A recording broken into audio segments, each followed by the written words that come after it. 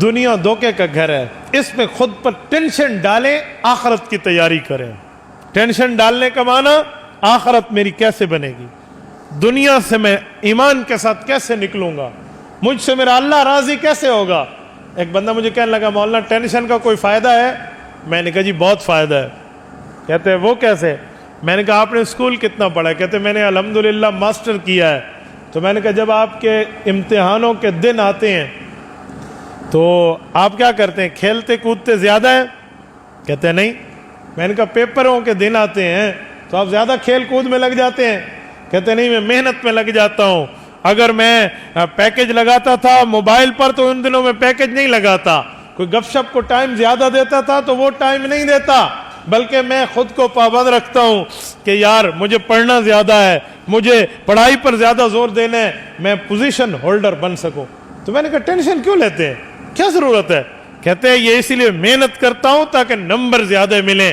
میں نے کہا میرے بھائی یہی دنیا اور آخرت کی مثال ہے، یہاں پر محنت زیادہ کر، آخرت میں کامیاب اچھے نمبروں سے ہو جائے گا۔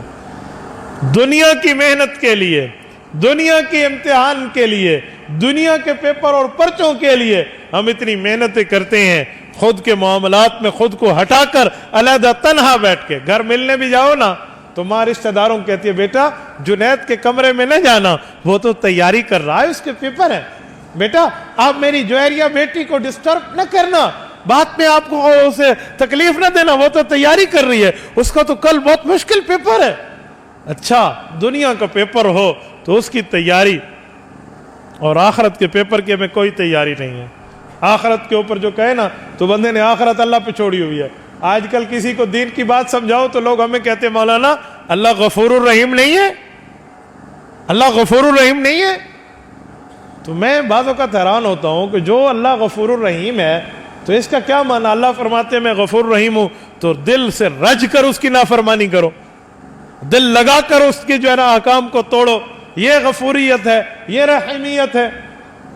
یار اللہ غفور الرحیم ہے، لیکن اسی غفور الرحیم نے فرمایا فاستبقوا الخیرات، اسی غفور الرحیم نے ہمیں نماز، روزے، حج، زکوٰۃ، اذان، نکاح، طلاق، غمی، خوشی، یہ تمام احکام بتائے ہیں کہ ایک ایک کی حدود قائم ہیں۔ اور آج کل لوگ غلطیوں پہ غلطیاں کرتے چلے جاتے ہیں۔